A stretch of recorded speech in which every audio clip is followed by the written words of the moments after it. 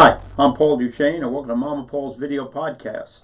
Today is Thursday, August the 30th, 2021. I'm going to do something a little different, which I seem to be saying every other recording lately.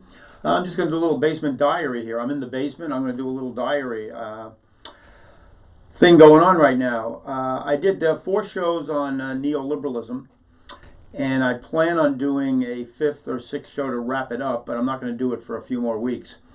And I'm going to be gone for about a almost 2-week period. I'll be leaving for back east, going back to New Jersey for the 3rd wedding this year, 3rd grandkids getting married. And so we'll be back on the air sometime after the 16th, probably around the 20th. There'll be a little break here for 2 weeks. Other than that, I'm feeling literally overwhelmed by the news. Absolutely overwhelmed by the news. On one hand, I talked to somebody downtown and, oh, I don't pay attention to the news anymore. No, it's too much. I can't watch it. Oh, okay. And then I got myself, I'm immersed in the news. You know, Rachel every night, the New York Times every day, half a dozen magazines. And what's going on in the Republican Party is just absolutely mind-blowing what's happened in this country. So it's sort of gotten a little bit on the depressing side, to say the absolute least. Having said that, there are signs that things are changing, that there are positive things in the mix. And what I've always tried to do is I've tried to get a balance between the negative things of how things are falling apart. Things are not holding at the center, let's face it, and the new stuff that's emerging. So that's my focus on a news basis. Other than that, I have a whole bunch of little stories that I keep wanting to tell that I keep putting off. Some of them are more newsy and some of them are less newsy. The Twinkie story. I spent almost 20 years inventing an organic Twinkie. It's a really interesting little story, and I think what I'm going to do is I'm going to do like a preview story of some of these longer stories. So if I can, in the next couple of days, I'm going to try to put out a couple of maybe 5 or 10 minute preview stories. One of them would be the Twinkie project. The other might be the AT&T. AT&T. I worked at AT&T for almost 10 years, and I left with a 17-page letter of resignation. That's a pretty interesting story, and it also bleeds into AT&T's deregulation, which is a real monster story. And I've talked a number of times about Whole Food and Mackie and Amazon, and that's an ongoing little story that I have an interest in. The whole health food stories, what's going on in the health food industry, the GMOs, the attack on the GMOs that was just recently in the New York Times magazine section. Ongoing story with Trump, as Trump went from, oh, he's gone, to, oh, he's back. That seems to be the case. A few other things that I had on my list was, well, there's human design, which is something I want to talk about. This is a really interesting book by Lombardi, and the book itself is very hard to get nowadays. Really hard to get. It's worth over $200 right now. This book, it literally sells for over $200. When I first bought it, it was a $30 book, and then I gave it away to somebody. This is a really interesting story about this guy, and I'll do a whole little story about him and his methodology. Another thing that's got me of interest is human design, and in the system of human design is a system that sort of incorporates astrology, astronomy, the Kabbalah, and the I Ching, and it's sort of astrology on steroids, something to that effect. So I want to talk about that also one of these afternoons. Other than that, I have my usual pile of magazines that I keep up with. The books on my bookshelf right now are over the top. This is the Samuelson book that I've been reading, the Samuelson Friedman book. And then I ran into Angela Davis, Women, Race, and Class. Holy Toledo. Boy, if you want to get a perspective on what happened to black women slaves. Angela Davis. I've always liked Angela Davis. I've always respected her. I've followed her work over the years. And a funny story, she was, when I worked at AT&T back in the 60s and 70s, Angela Davis, it turned out, was hiding from the FBI at the Holiday Inn, a block from where I used to walk home every day from work. The Fall of a Great American City by Kevin Baker is another book that's been on my bookshelf for a while, my pile that I skimmed through.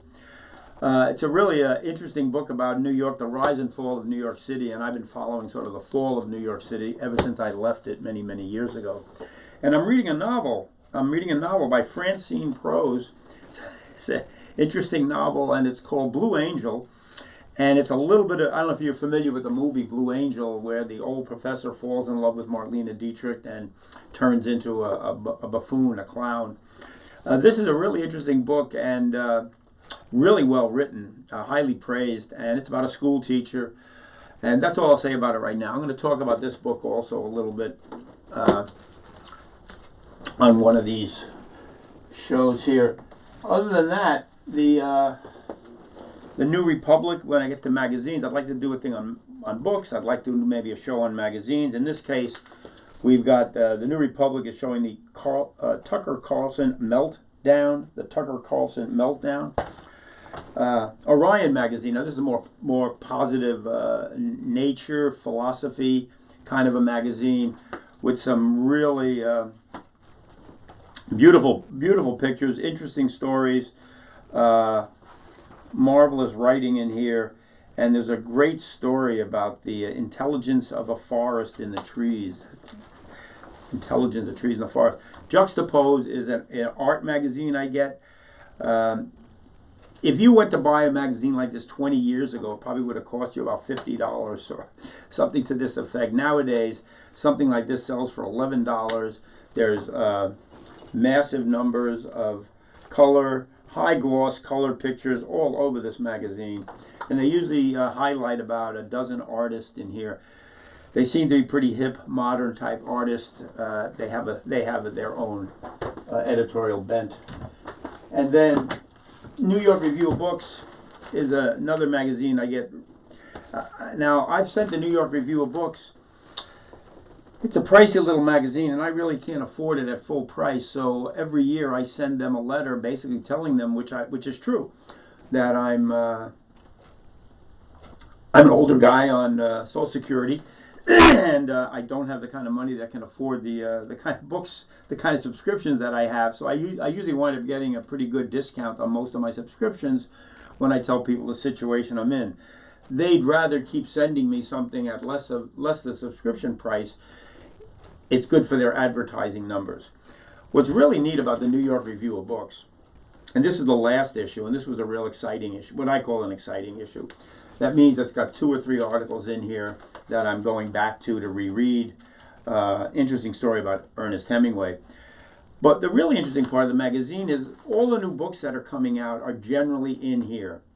So whether they're liberal, conservative, religious, sectarian, novels, or factual books, you find them in here, and you find an advertisement for them either from the publisher or the magazine itself. And they usually have 1 or 2 pages of all these new books that are coming out.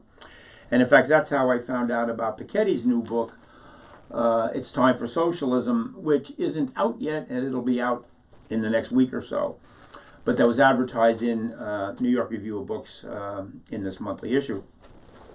So this is a really interesting magazine because it sort of puts you ahead of the curve of what a lot of the people that are publishing books are writing about and thinking about. And the interesting thing about all of these things that I'm talking about, like looking at the books that are out, the art that's out, the political books, things like this. When I talked about Lombardi before, Mark Lombardi, if you take a look, what he does is he sort of connects the dots. That's what this guy's been doing. He connects the dots. And I'll show this on a better close-up when I actually do a show with his book. But he sort of looks at a lot of different kinds of information, puts it together, and try to connect the dots. That's what I try to do in my head. I try to take in a little bit of information to get a general picture of what's going on. I try to connect the dots to make a clear line of delineation for where things are at and where they're going. The last object that I had to talk about was the four planes of existence in Theravada Buddhism. And this is I have a whole section of books over there on with different spiritual practices and the secrets within some of these Gurdjieff and his secrets, and Tibetan Buddhist secrets, and the secrets of the I Ching. So I had a whole little show I wanted to do about that. But the tail end of the show would be the four planes of existence in Theravada Buddhism. And we'll talk about 28 heavens, 4 hells, that type of thing. And we're going to draw this out and put it, maybe get it on like the big white board that I use over here frequently, and compare it to sort of the other religions. So maybe we can see where the different gods fit into the different heavens, so to speak. That gets a little bit esoteric, to say the least.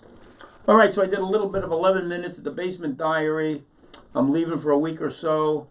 We'll be back after the 16th, be back in business, hopefully by the 20th. Peace, patience, persistence.